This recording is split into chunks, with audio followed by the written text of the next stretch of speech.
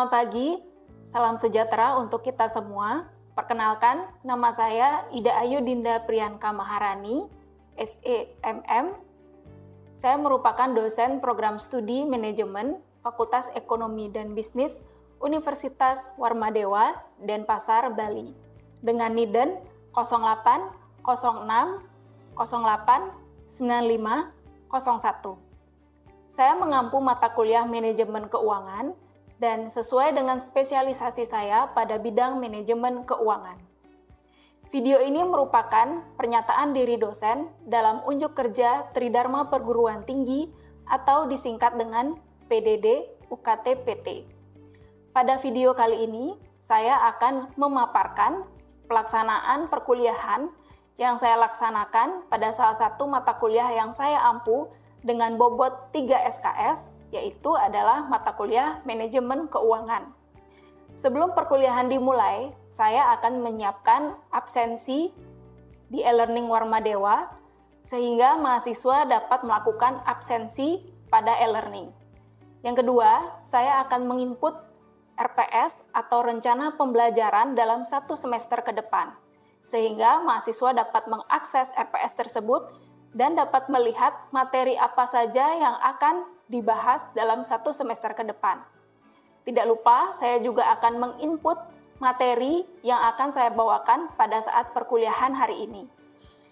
Yang terakhir, saya akan menginput forum diskusi, di mana forum diskusi ini merupakan wadah bagi mahasiswa apabila mahasiswa mengalami kebingungan dan ada beberapa hal yang ingin ditanyakan, sehingga mereka dapat menanyakannya lewat forum diskusi yang sudah saya siapkan di e-learning. Dan saya selaku dosen akan langsung menanggapi pada forum diskusi tersebut. Untuk itu, izinkan saya memperlihatkan proses mempersiapkan absensi, menginput RPS, menginput materi, dan juga menyiapkan forum diskusi pada e-learning Warmadewa. Ini merupakan tampilan e-learning untuk mata kuliah manajemen keuangan pada kelas C8. Pada e-learning bagian awal terdapat beberapa hal yang saya cantumkan. Pertama, adalah pengumuman penting di mana pengumuman ini merupakan media untuk saya selaku dosen dalam menginformasikan pengumuman terkait dengan perkuliahan. Kemudian, saya mencantumkan rencana pembelajaran dalam 1 semester atau RPS perkuliahan, di mana RPS ini menjelaskan mengenai materi yang akan dibahas selama 14 pertemuan. Ini merupakan RPS untuk mata kuliah manajemen keuangan. Pada RPS menjelaskan capaian pembelajaran, lalu ada 14 materi yang akan dibahas, serta mekanisme atau metode pembelajaran, yaitu terdiri dari ceramah, diskusi, dan juga tugas. Pada RPS juga tertera buku referensi yang digunakan. Untuk bobot penilaian yang terdiri dari absensi sebesar 10%, keaktifan 30%, tugas 20%, ujian tengah semester 20%, dan ujian akhir semester sebesar 20%.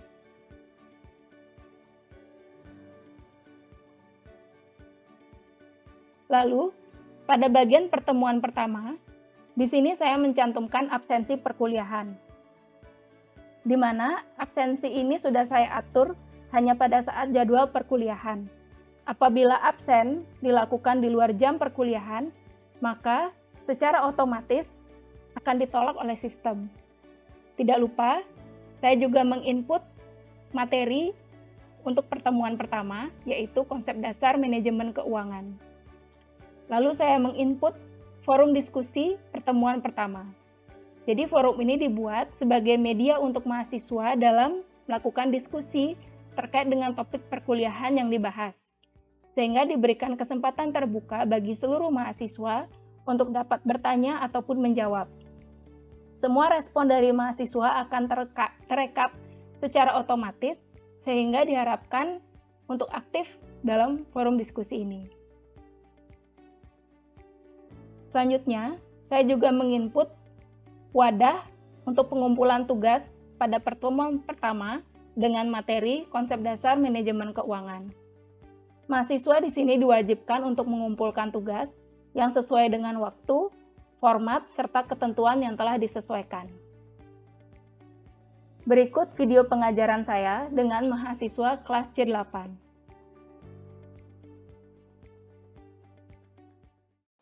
Selamat pagi kelas C8. Jadi hari ini adalah pertemuan pertama kita ya untuk mata kuliah manajemen keuangan. Karena ini merupakan pertemuan awal untuk kita, jadi saya akan memperkenalkan diri terlebih dahulu. Perkenalkan, nama saya Ida Ayu Dinda Priyanka Maharani, SEMM. Saya merupakan dosen yang mengampu mata kuliah manajemen keuangan di kelas C8 ini.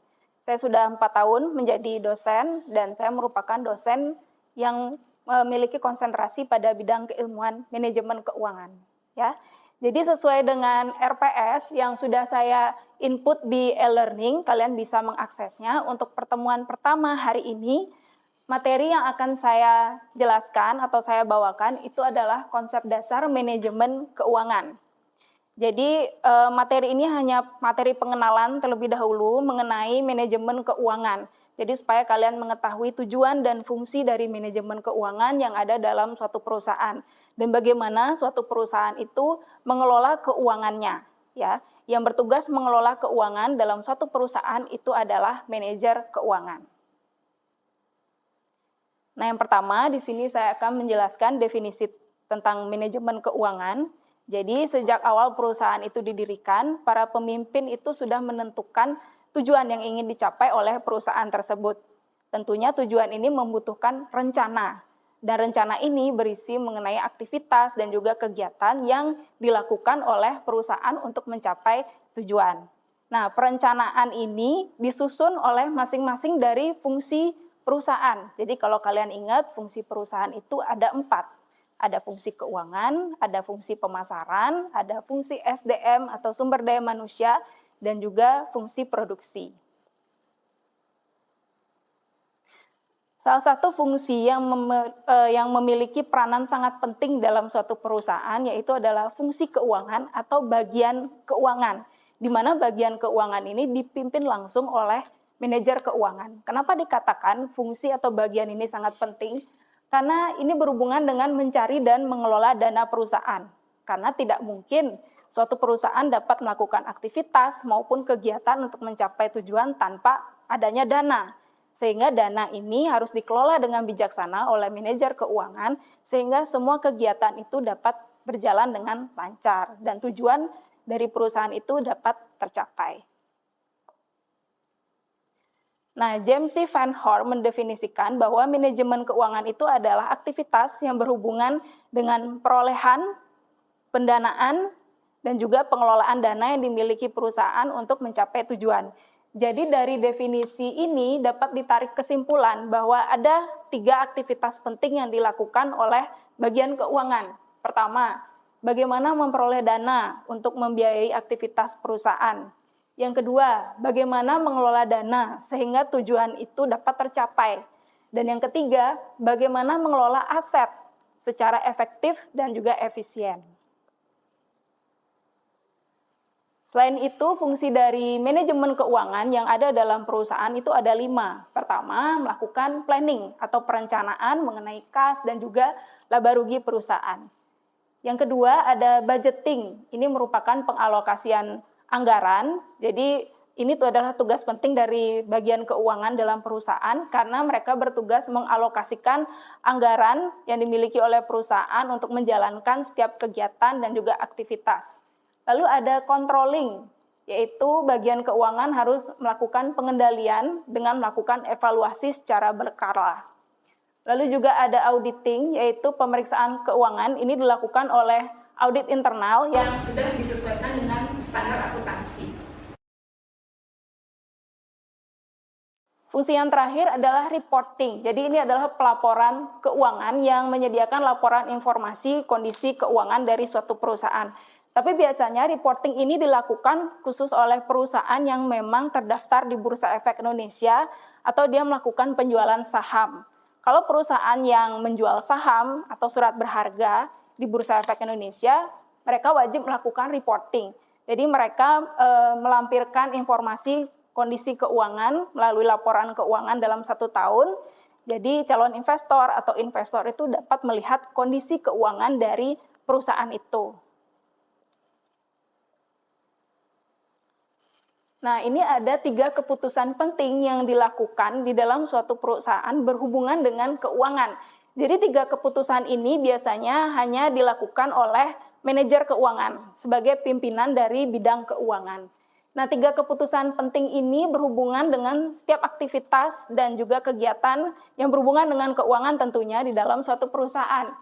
Yang pertama ada keputusan investasi. Nah, keputusan investasi ini dapat berupa investasi jangka pendek ataupun jangka panjang. Kalau investasi jangka pendek itu berupa kas dan juga persediaan. Untuk investasi jangka panjang itu bisa berupa gedung, peralatan produksi. Jadi perusahaan itu membeli mesin untuk membantu dalam proses produksi. Jadi mesin ini nantinya akan membantu perusahaan dalam melakukan aktivitasnya memproduksi barang, barangnya dijual, itu akan menghasilkan keuntungan. Jadi kenapa dilakukan investasi? Itu supaya perusahaan mendapatkan keuntungan dari hasil investasi yang dilakukan. Lalu ada keputusan pendanaan. Nah, ini adalah pembiayaan untuk melakukan investasi tadi, tapi dengan struktur modal. Jadi struktur modal itu adalah hutang.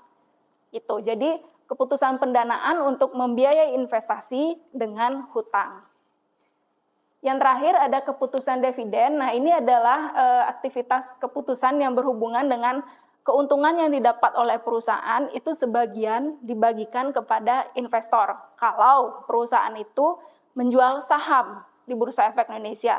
Karena dividen itu kan merupakan salah satu keuntungan yang didapat oleh investor. Jadi di sini tugas dari perusahaan itu untuk membagi keuntungan yang didapat, dibagikan menjadi dividen. Jadi itu disebut dengan keputusan dividen.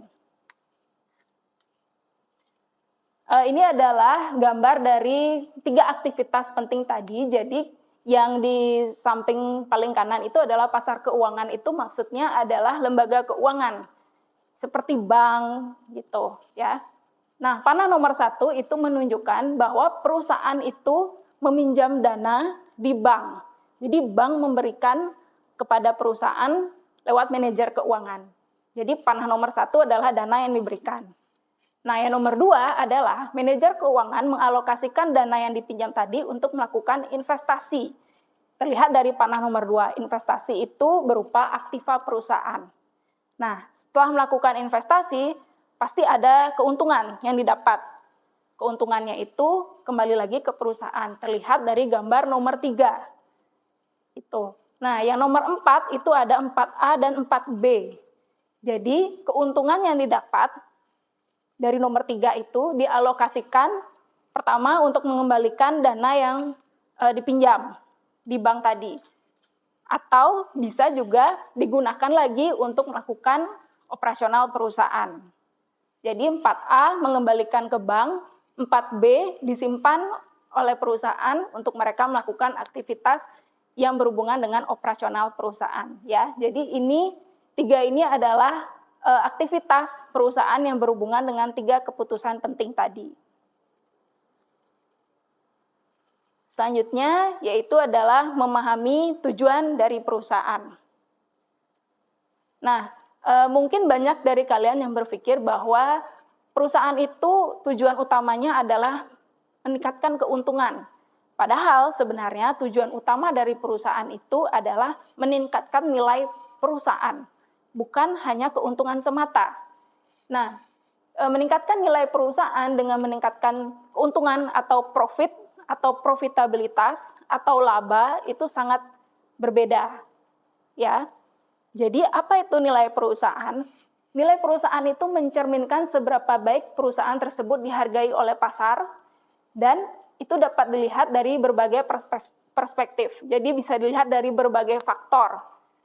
Seperti faktor finansialnya, jadi kondisi keuangan perusahaannya, dilihat dari kegiatan operasionalnya, dilihat dari kinerja perusahaan itu, Apabila perusahaan itu melaksanakan kegiatan itu berjalan dengan baik, artinya strateginya itu bagus. Nah, itulah yang disebut nilai perusahaan. Jadi dilihat dari berbagai faktor, dari berbagai perspektif. Tidak hanya dilihat dari, oh keuntungannya dia besar, labanya besar.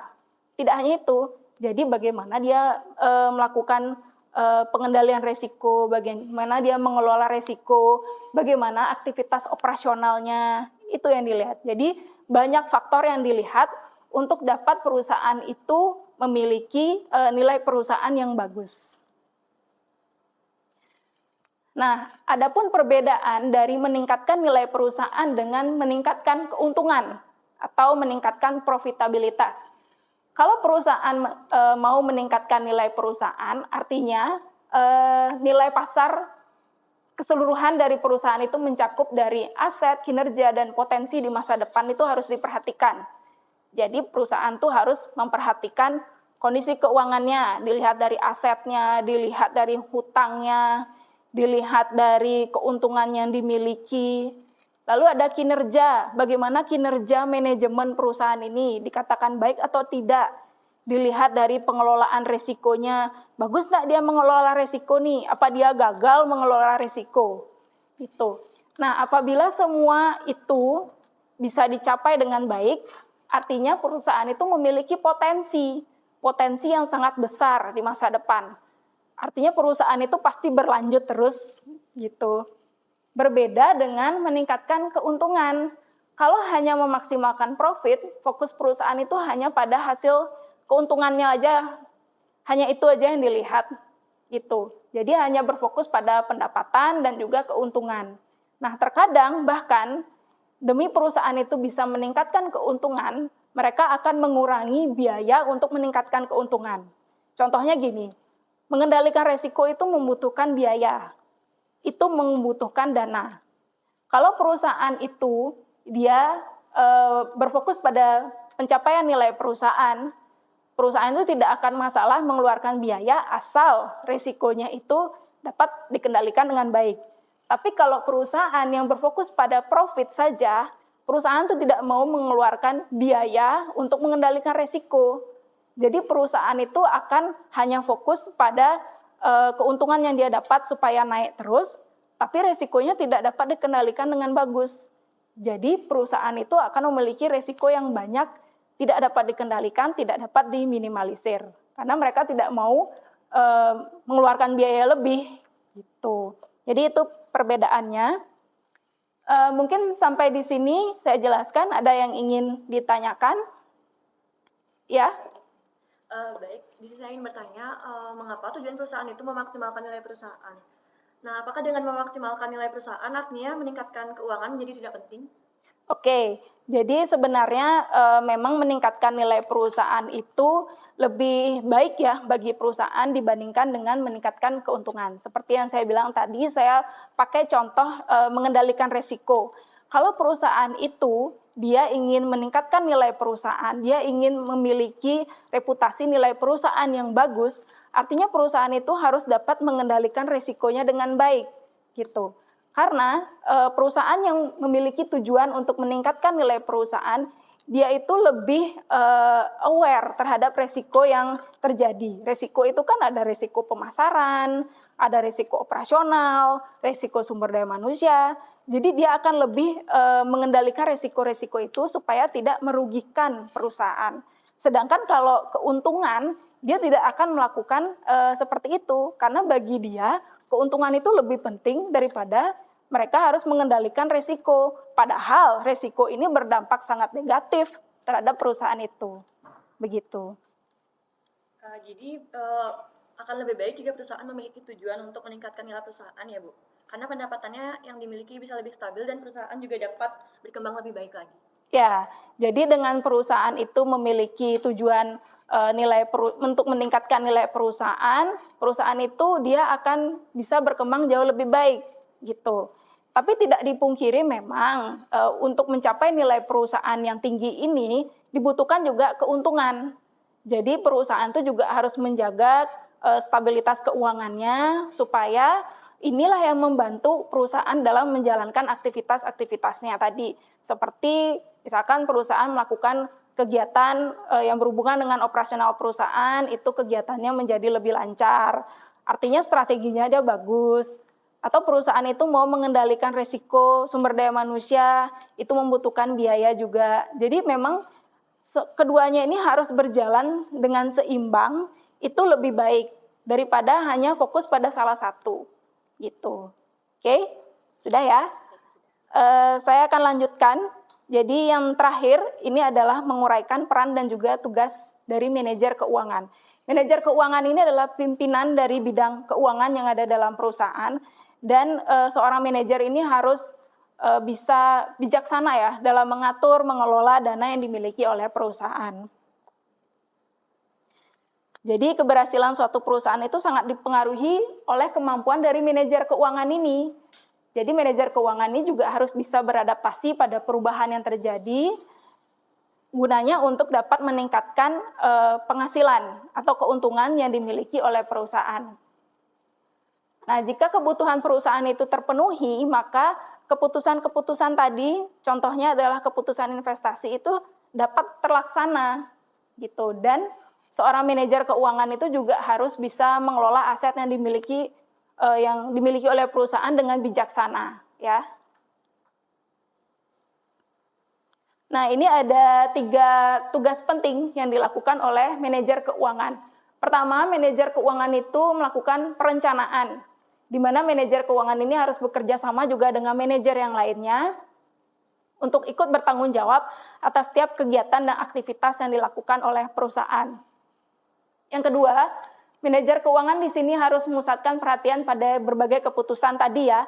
Jadi manajer keuangan itu fokus perhatiannya itu ada pada keputusan investasi, keputusan pendanaan, dan juga keputusan dividen. Kalau memang perusahaan itu harus membagikan dividen.